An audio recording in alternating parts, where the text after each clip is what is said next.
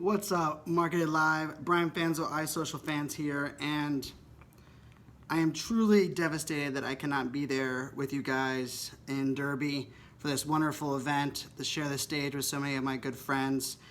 The world of traveling is no fun, and unfortunately, it caught me this time.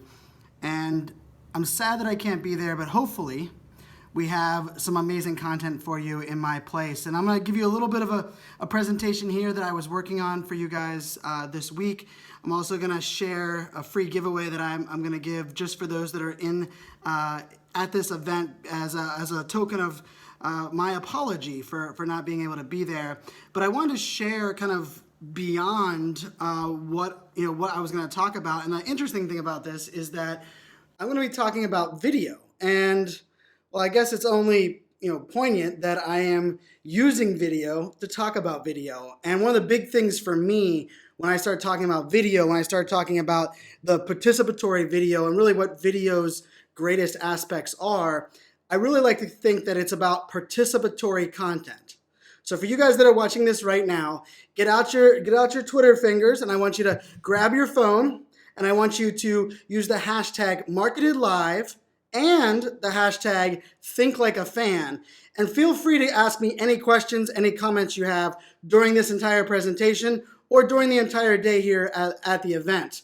I'm going to be following the hashtag on Twitter and engaging right back and forth with you guys as we kind of bring this conversation to life. And that's a big part for me on really where my Think Like a Fan philosophy comes from. When I'm looking at brands and when I'm thinking about how brands and how we consume content, there's some crazy statistics. I even have them, over my shoulder right here. 78% of people in the United States that are on the internet watch video. Now that's the US based because that's where the stats were from eClincher, but that's kind of mind-blowing. And video is taking over. But why is video taking over? What's the value of video?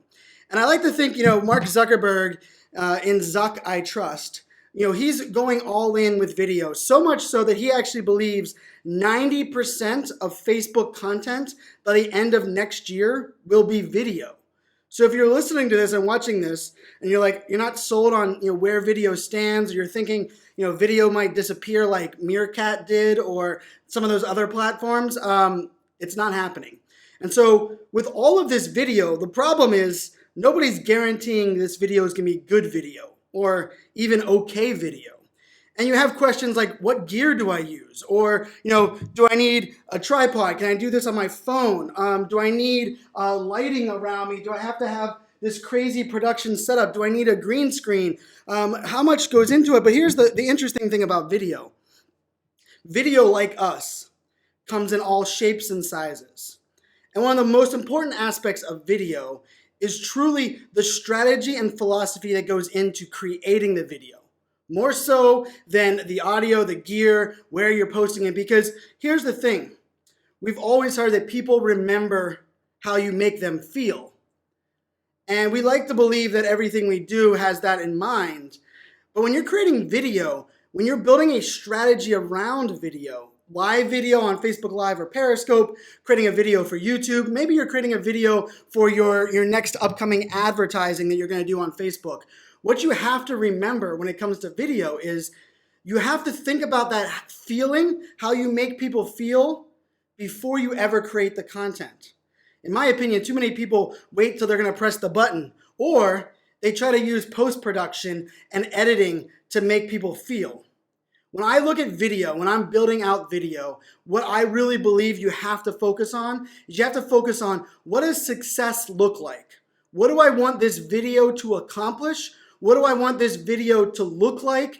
Where do I want this video to live? And then ultimately, how do I want those that are watching the video to feel? Do I want you guys to feel intimate and feel like I'm right there with you in the audience? Do I want you to feel like I am strong and I am, authoritative and I am a thought leader?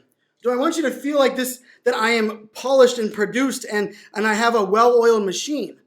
It doesn't matter what that feeling is. In my opinion, you have to think like your fans. Put yourself in your fans' shoes and start thinking, what does that video look like? How is that person watching the video gonna feel? And let's face it, that requires you to think about how people are gonna consume video, where they're gonna consume video. Majority of people today are watching video on their phone. A lot of them without sound during the first 30 seconds or so of your video. And yes, you're going to hear lots of stats and things that are going to go on about short video versus long video versus, Snapchat storytelling versus going live on Facebook Live. All of those things are going to constantly change. And I believe, if everybody's zigging, why not zag? So don't be afraid to buck the trend. If everybody says, 30-second videos work on Facebook, why not create a 10-minute video that is amazing, action-packed, full of value? Because all of a sudden people are going to go like, I'm so getting tired of that 30-second video. I want that massive long video. But really what I hope you take away about this, really where I believe video is going, and it doesn't matter if it's live video or produced video or video for Facebook versus video for YouTube. What I really truly believe that matters the most is us as consumers. We're looking for a way to feel like the person on video relates with us. They understand us. They value our opinion. They can relate with our pain points and things that we're going through. And the reason Mark Zuckerberg has gone all in on video, and the reason he believes video is so valuable, is it's the closest place and the closest opportunity we have to shrinking the distance between online and offline. I don't believe it's online versus offline anymore. I just call living. And when you're starting to create video, sometimes the human aspect of video is the reason people watch it. For me, a lot of the time-lapse video where people can watch all of the craziness that I'm doing behind the scenes is the most valuable video for them, because now they understand that I'm not perfect and I can't control everything, and sometimes my standing desk falls down. And it's so much so that, I'm doing a time-lapse video for you guys right now. So you guys are gonna be able to watch in the Twitter feed a time-lapse video that I will tweet out of me creating this video. And you can see I switched cameras, I switched backgrounds, I tried a green screen, I decided not to do a green screen. Because here's the thing, when you're kind of embracing video, the human aspect is important. And so much so that, sometimes you have to show your mess in the background, like there's the mess behind me. Sometimes it's showing, the pictures of my kids drew on the background. That's just part of the video that I create, and that's just part of that atmosphere. And yes, there is a place for video that is produced and polished, but I believe too many people are looking at video and comparing themselves to what's on the TV. And some of the people that I believe are doing it the best, you guys actually have with you in Derby right now. I'm sure you guys have heard of Andrew and Pete. I believe Andrew and Pete have the perfect mix of great content. They also have the perfect mix of humor and education and personality. If you haven't seen the video promoting their most recent show, which I happened to have the opportunity to be a guest on, I definitely recommend checking it out. I'm sure they're going to talk about that on the panel. Or what about my good friend Victoria Taylor? Victoria Taylor does an amazing job of just being human. Sometimes she's drinking Prosecco. Sometimes she has a little bubbly. Sometimes she's just there sharing from the bottom of her heart what she cares about, what she's thinking about. Or even my good friend Paul and Tim. Tim loves to sit in his living room and kind of break down some of his thoughts and where he thinks things are going, sharing his expertise. And now these videos aren't overthought. These videos, from Andrew's and Pete's video is produced and has all of these different aspects into it. It has a great editing. Victoria is very raw and real, but also has a strategy. Tim's, the one that I was showing you with Tim, he's really just venting and allowing you to understand who he is.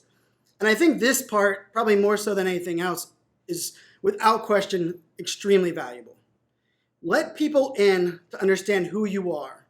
Allow them to understand what matters to you as a brand.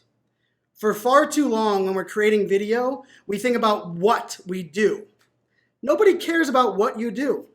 People care about how it's going to impact them when they're watching your video, or you as a brand. They care about why should I spend my time watching video, or why should I spend my hard-earned money buying your product. People care about the how and the why. And the how and the why is best told by you. So I challenge you to think like a fan. Put yourself in your fan's shoes and truly embrace how and why you do what you do. Put that into your strategy. Start thinking about where the video is going to live, in the sense of, will the video live on Facebook, or will the video live on YouTube? Is my goal of the video to get people to my website or just educate them on a strategy? There's all these different kinds of goals, all of these different kinds of strategies that go into it. But if you focus on understanding, hey, this is what my fans understand. Ultimately, this is the message I want to get across. This is how I will measure success. You will have success with video. If it's Facebook Live, Periscope, all I simply ask, well, I guess I ask two things. The first one is press the damn button. Press it. Press the button. Go live. You will not know or get better at video until you do video. And the hardest part about video is pressing the button. Because once you do it, and once you start to get your feet wet, I've done 2,000 live videos in 2 years, and it's taken me a long time to get as comfortable as I am today. But I'm not perfect, and I'm okay that, because perfection is a fairy tale. Control is an illusion. And for me, I hope you guys understand that it's not about creating the perfect message or the perfect video, rather relating with your audience, having a conversation, talking with them, not at them. And my second request for you guys, not only using the hashtag #ThinkLikeAFan for this, but I want you to embrace yourself and be yourself. And really, I believe my success on video, on stage, on podcasting has to do with me being myself. And so if you guys are here in the audience, here at Marketed Live, this is the only part where I ask that you don't tweet this out. I'm going to give you free access to my course. I have an online course that is about 4.5 hours worth of video. No video is longer than 10 seconds long, or 10 seconds, that would be really quick. No video is longer than 10 minutes long, because my goal is that people can come in and come out. But the course itself sells for $495, but I as a true apology for me not being there, for the next 30 days, from now until Halloween, you can sign up for my course, use the code MARKETEDLIVE, all one word, Marketed Live, free access. There's no gimme, this is my full course. You can, if you want to go and take all 5 hours over the next 30 days, feel free to do so. I truly believe if you're able to wrap your head around the mindset of change and being yourself and the value of creating content and telling your story, that it will change your business. And the interesting thing, and you're going to hear a lot of great conversations here at this event, and I believe to change the world, we don't need to worry about the world. We have to worry about ourselves individually. And if we can each be ourselves, we can each start creating great video that has a strategy and has a success in mind. Together as a whole, either in Derby or here in Northern Virginia, to the West Coast, to Europe, England, Scotland, everywhere else around the world, I truly believe together we can change the world by simply telling our story, highlighting the good in the world, and the noise and the bad in the world will drift to the background. My name is Brian Fanzo, better known as iSocialFans. Send me a tweet, use the hashtag #ThinkLikeAFan. Remember, it's not about what you do. It's about sharing your story and how it's going to impact your audience and why they should care. I hope you guys enjoyed this. I'm going to kick it back to the panel there that is live at the event.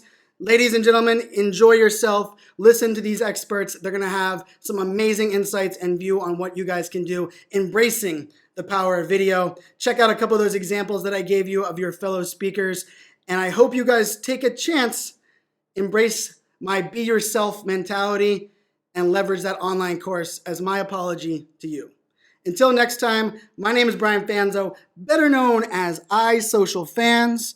I challenge you to press the button.